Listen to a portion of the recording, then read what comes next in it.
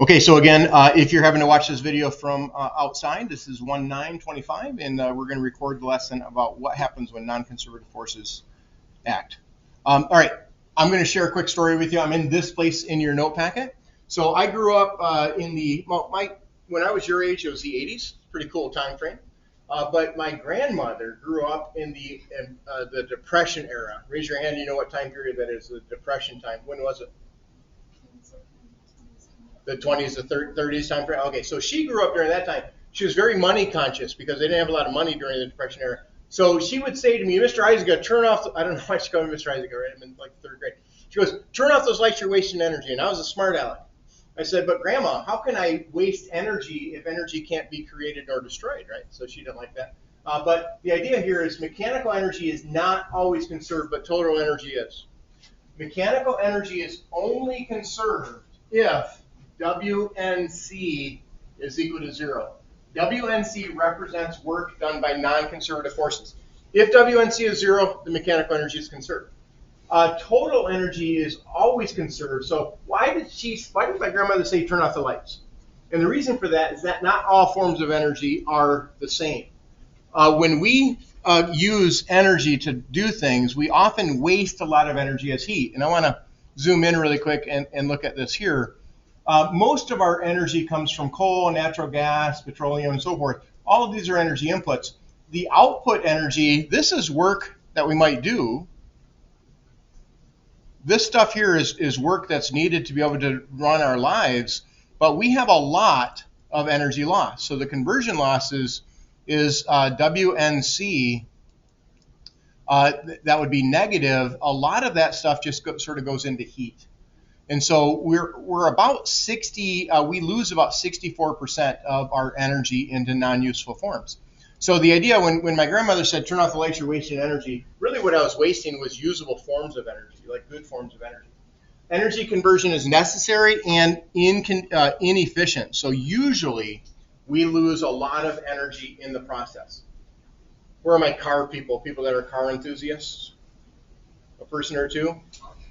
Are you a car enthusiast? Do you like cars? Okay. Do you like cars? Do you know what the efficiency is approximately of an internal combustion engine in converting gasoline energy into mechanical energy? Do you know what that is? I don't know the percentage, but it's quite a bit. It's actually pretty low. For an internal combustion engine, it's only about 30 to 35% efficient. So a gasoline-driven engine only takes about 30 to 35% of the available energy and does anything useful with it. The other 60%, 60 to 65% is just wasted. Just goes into heat. So it can be very inefficient. Waste energy as heat is not that useful. It can be harmful. Do you guys know why we take our power plants, the places that burn coal and fossil fuels and whatnot, why we place them near water systems? Do you know why we do that? So we drink it? No, say it again. The air goes over the water. That's cool. Yeah. We dump the byproducts of the energy transformation, heat. We usually dump that into some sort of heat sink, and the heat sink is water.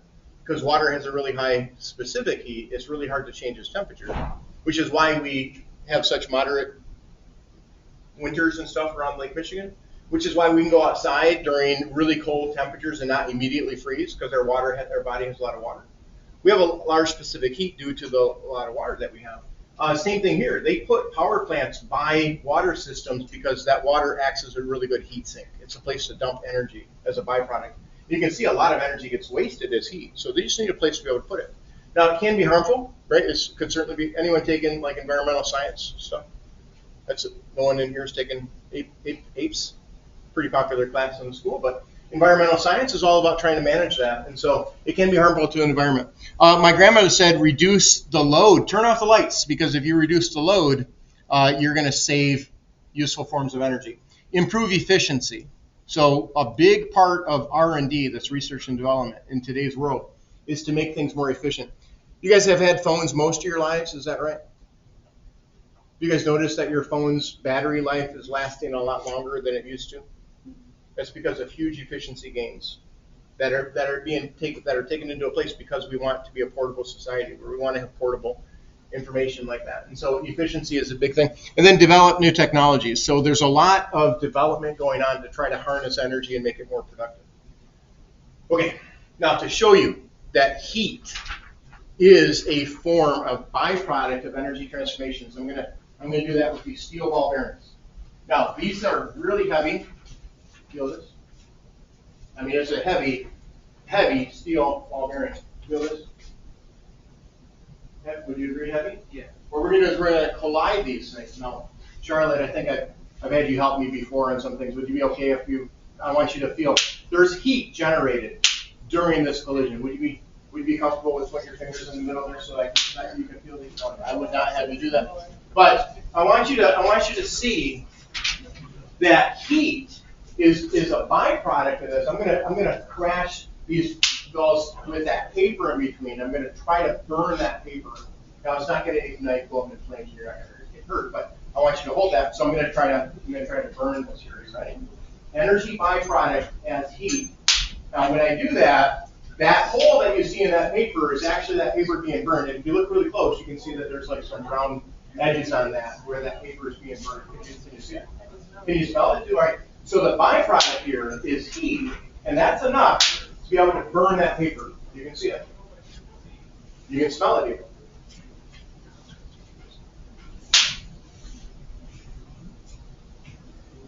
Pretty cool, yeah. So the heat, I'm gonna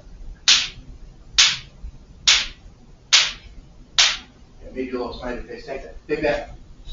All right, so put that. I want you to put that on your fridge. Okay, you take that home, you put that on your fridge. Is that okay? Okay. The byproduct of energy transformation is often heat. So where does that energy go? It goes into heat.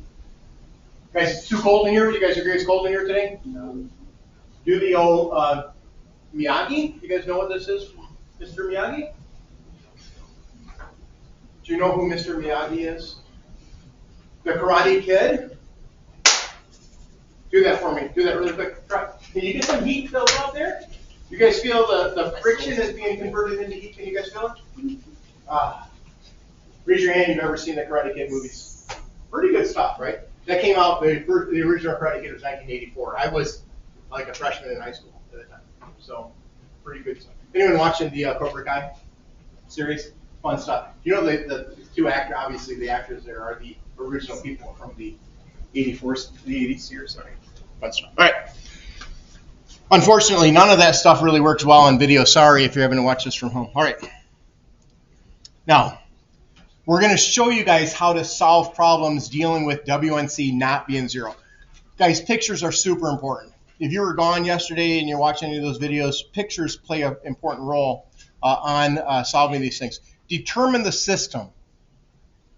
This unit is called Systems and Conservation Laws. You have to sort of determine what that system is for which energy will be conserved. Find out what you're looking for. Decide on the initial and the final positions. You have to give some thought as to where you want to start your energy analysis and where you want to finish it. Who determines the reference frame? You do. You choose where you want to choose your reference position. So you get to choose that. Apply the law of conservation of energy. Now, I don't have anything written in here. Oh, I do. I didn't realize I had it. I want to show you where this equation comes from. So before I do that, I want to go off to the right and show you this here. So I'm hoping you guys have a space off here to be able to do this. And I'm going to try to show you what goes into that link. Yesterday, I went through and did a very verbose solution to these problems. I'm going to write that in all its glory for right now. And then we're going to try to clean that up. Did I do this with you guys yesterday? I wrote GPE initial plus KE initial plus EPE initial would go to GPE final plus KE final plus EPE final. And we said, well, oftentimes some or more of these things are zero, so we don't have to write it. But in reality, that statement is only when WNC is zero. When mechanical energy is conserved, then any mechanical energy I start with is what I end with. Will you subtract GPE initial from both sides? Will you subtract KE initial from both sides? Will you subtract EPE initial from both sides and put everything on one side? Could you guys do that? When you do that, what you get is this. Delta GPE plus delta EPE plus delta KE is equal to WNC. And I'm going to go ahead and write that out like so. If I move everything to one side, then really what I'm looking for is the change in these forms of energy. If WNC is 0, meaning there's nothing external doing some work on it, then that reduces to the equation that we looked at from before. I'm going to simplify this even further. Both of these are forms of potential energy. These are potential. We usually use the symbol U to represent that. Not GPE and EPE, and so yeah, we just say it's delta U. It's a potential energy. The reason we use U, by the way, for that is that we often think of things being in a potential energy well. A well sort of looks like a U. And if you've been in a chemistry class, you may have seen things where things are sort of like in a well. You have to sometimes get something out of that well to be able to break. Maybe that, what is that called? The activation energy. You have to be able to overcome that. So we often think of energy, potential energy as a well. You just have to get it out of that well to be able to break it through. Now, how do I then write this as an equation? Delta U plus delta K is equal to WNC. This is the equation that describes the full law of conservation of energy. Sometimes this term is 0. If that's 0, it reduces to that. When it's not 0, I can speed the ball up, I can slow the ball down. So that's what goes into this spot. And I didn't realize I had that hidden there, but that's the law. So the law of conservation of energy is that equation. Now I want you to see that it's up here. How many of these equations do you need to memorize? A whopping 0. It's right here. That's the equation. Now what I don't see is I don't see the GPE initial plus KE initial plus EPE initial goes to GPE final. I don't see that. That's because this is a very clear, concise way of stating that. So the only thing that goes up on these equation lists are the concise formula. If WNC is 0, that reduces to what we've been working on. Now we're going to look at what happens when WNC is not 0. Okay, I want you guys to consider these situations here. I'm going to switch this thing over to this, and I want you to tell me whether or not I could use the conservation of mechanical energy or I'd have to use the full law. So here's the situation that I'm going to have you consider. So I have a track. I have a track with a brick on the end, and I have a car. This is a spring-loaded car. That spring-loaded car, Molly's going to push that spring in and sort of compress that for me. So go ahead. Did you have to do some work on that to be able to do it? Mm-hmm. Okay, so I'm going to push it all the way in. Oh. It's okay. Would you agree that that spring-loaded car has got that pusher mechanism on it, that there's some stored energy in there? It's mechanical energy, correct?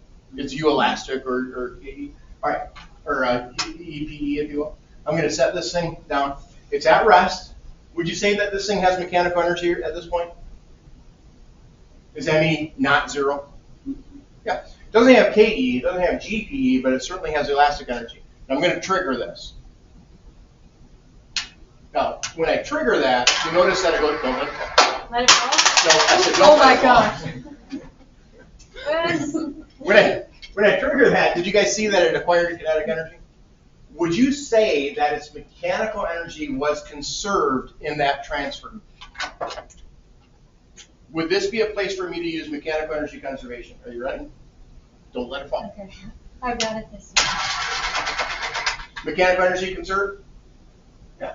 All I did was I took the spring's energy and I put it into kinetic energy. This would be a place where I can say WNC is 0, the EPE goes to KE. Let's try another one. Here I have a fan-driven car. Now I don't know if you guys worked with these things. I had another one that had a fan-driven, a black one, as opposed to the blue one here. Did you guys ever get to play with these? I only did it with demonstrations, right? So, okay. I'm going to turn this thing on.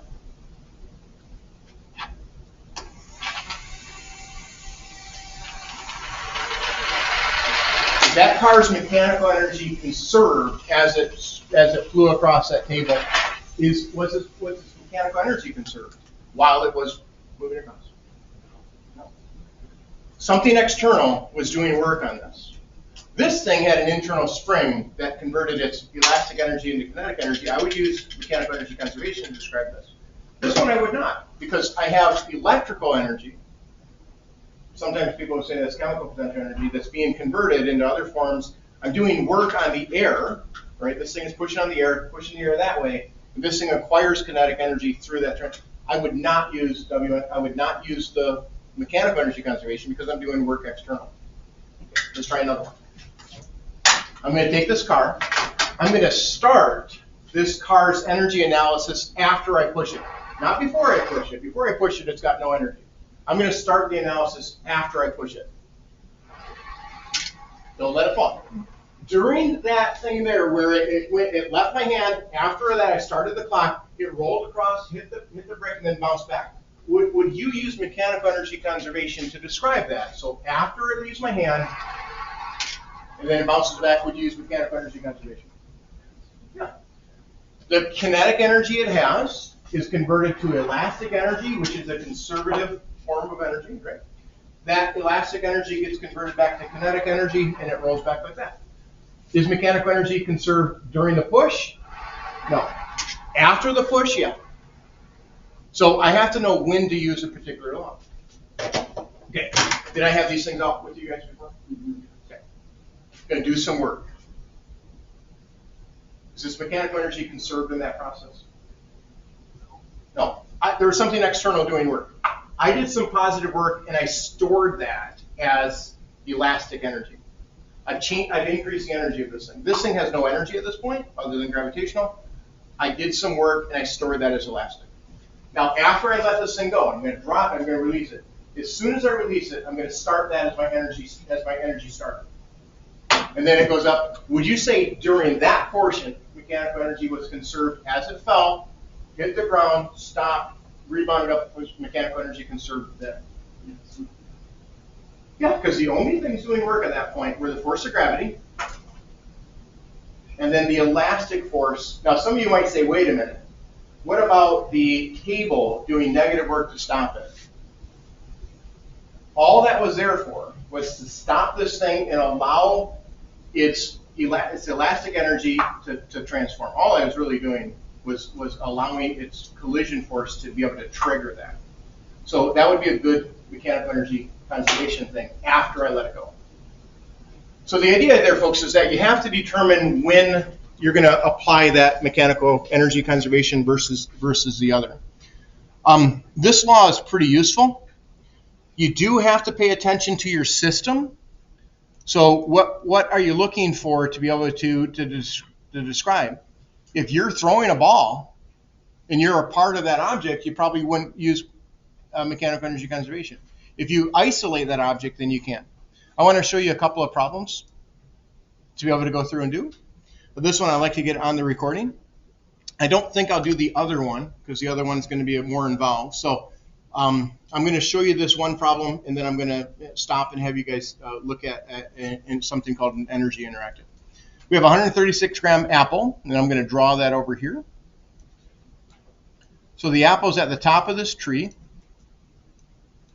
and it falls a distance of 4.5 meters. It hits the ground at a speed of 8.13 meters per second.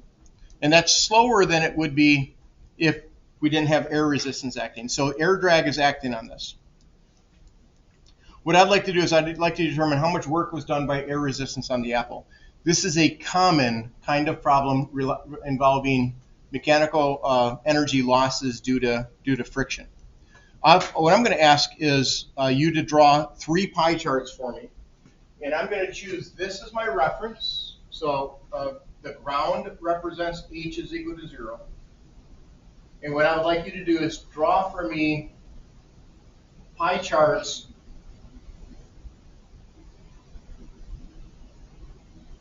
at those 3 locations. Now, I can't remember, and please forgive, because I cannot recall if I did this with you. Have I done any pie chart stuff with you guys? Have I done that with you guys or only my one semester class? Because I don't know. I can't remember. You've seen some pie chart stuff? Okay. So the top is where it's at rest and it's elevated in the tree. The bottom is it's right before it hits the ground. It hasn't hit the ground yet. It's right there. And then the other pie chart is right in the middle. Okay? See if you can draw in what those forms of energy are, taking into account that air drag is acting. I'm going to look around. I want to walk around and see what yours look like. So you're drawing those, try to fill in those pie charts. I'm going to look to see if you have anything close to what I would like to see there. And I might ask for someone to let me show their work for it, right? So just go ahead and fill those things in, what you think goes into those, and then we'll go.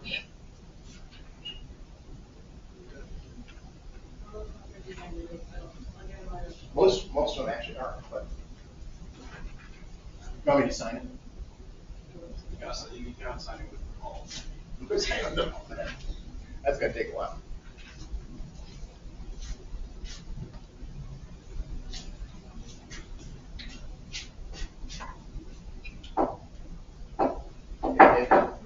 No, like you gotta. Oh, I know. If it were graphite or something like that. Okay, I'm gonna look around. I want to see if someone would be willing to be able to show that.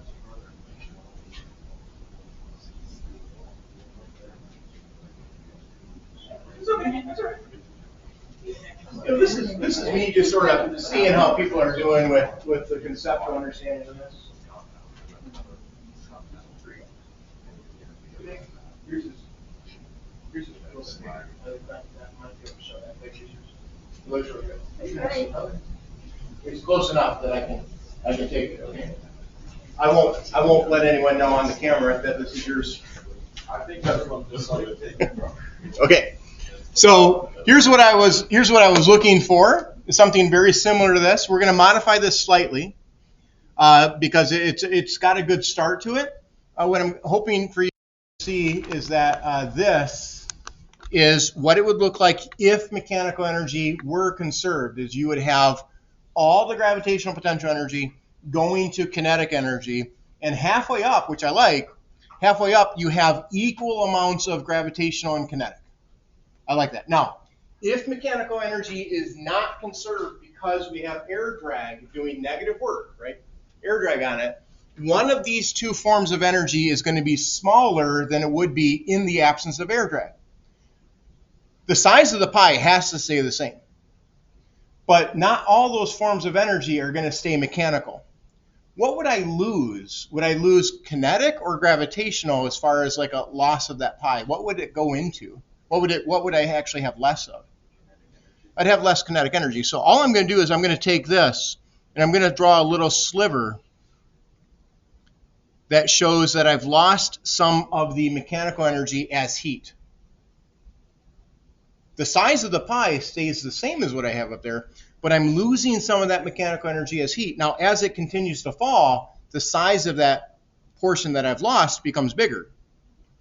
Because the longer that force of air drag acts, the more mechanical energy I'm losing. So the only way I'd update this is just to say, look, we've already talked about mechanical energy being conserved. If I have WNC being negative, which is what it would be here, I'm going to be losing some mechanical energy, then I'm going to lose some of that mechanical energy to heat. And so we often represent that as like a red thing. It's just going into a heat reservoir. Now, what I'd like to do is I'd like to show you how to solve for that. I'd like you to see how you do that with some of the equations for that. Okay. So if you have anything close to that, that's what I was looking for. And so now what we're going to do, that's too bright. What we're going to do, these things here, is that causing you guys any issues? Close that. Okay. A little easier to see the things. Let's take a look at it in your notepads. Again, you were following along with me here. I'm going to do that for the video's sake. This we said was U grav, or gravitational potential energy. This was kinetic energy, and this was equal parts U grav and K. And the part that we just added there is that we have a little bit of loss due to air drag, and then the longer it falls, the more I lose. Okay, and so now what we're going to do is we're going to try to determine the size of that red pie, the red piece. Let's go ahead and write some equations that we'll go ahead and solve. Okay, here's the basic equation.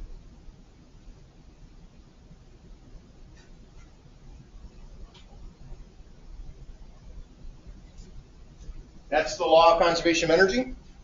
Any changes in potential energy, any changes in kinetic energy can only occur because of external work that's done from something non-conservative.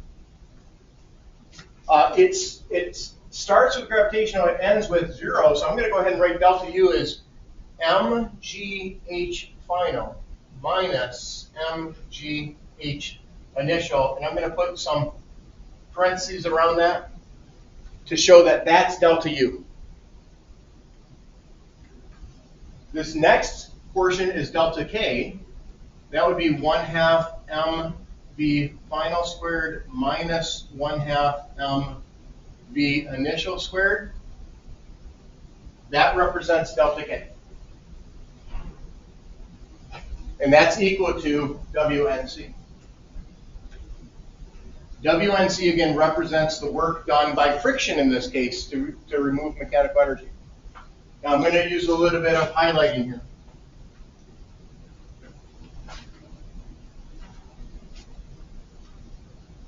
This WNC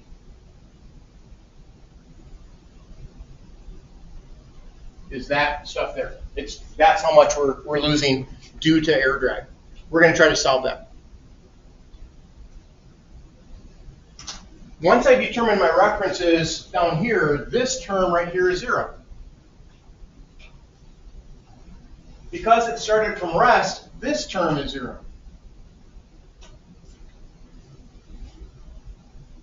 So this equation very reduces to a very straightforward equation.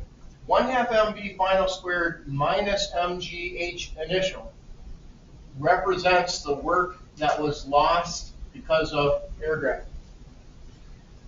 Those of you that are like visual people, you might recognize, and I'm going to use some more color coding here. You might recognize that this portion right here is this size of that pie.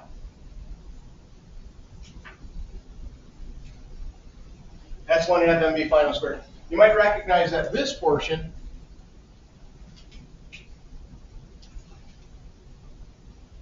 is what I started with. And when I subtract those two, and those of you that are visual, when I subtract those two values, you get the remaining portion. You get that red portion of that pie. So for those of you that are visual, that might help you a little bit understand what's going on with that forms of energy. Can I cross off the m in that equation? No. If it were equal to 0, I could cross off the m because I could factor out that m as a common factor, and then if it were equal to 0 to come, but I can't cross off that m here. So I cannot just get rid of that, but I can just start to plug these numbers in. Let's go ahead and do that. 1/2, the mass is 0.136. I do have to put the appropriate unit in there, 8.13 meters per second. I'm going to square that. Minus 0.136 multiplied by 9.8 multiplied by 4.5. And that's equal to WNC. I know you can do the math if you just plug these things into a calculator. I ran out of space here, so I'm going to try to move this.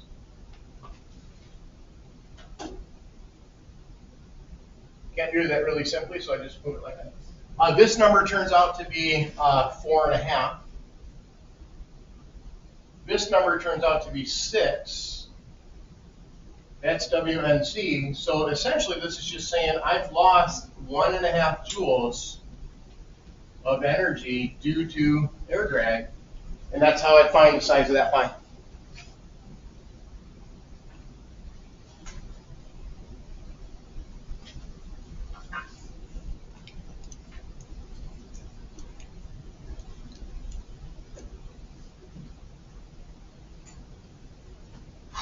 Okay.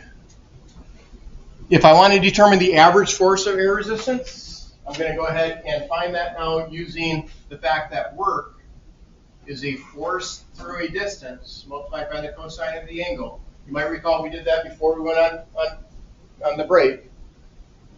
Well, that work is negative 1.5 joules. That acted by a force of air resistance acting through a distance h.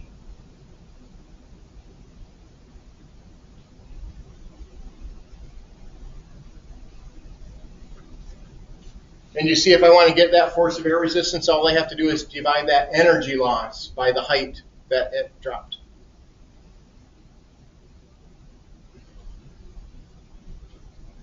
So if I take the 1.5 joules, sorry, I'm going to get rid of that negative now. That cosine of 180 gives me that.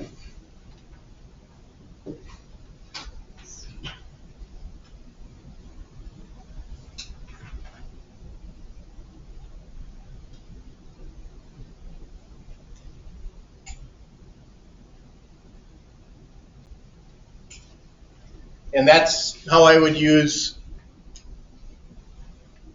that, use the work equation to calculate the average force of air resistance. Okay? Folks, we have lots of problems for you to be able to try. They're not due tomorrow. I think I have them for Monday, so you have a little bit of time to work through these. But it's dealing with energy changes due to work non-conservative. I'm going to stop at that point. I'm going to stop the lesson. So stop recording. If you had to watch this from home, I hope that would help you.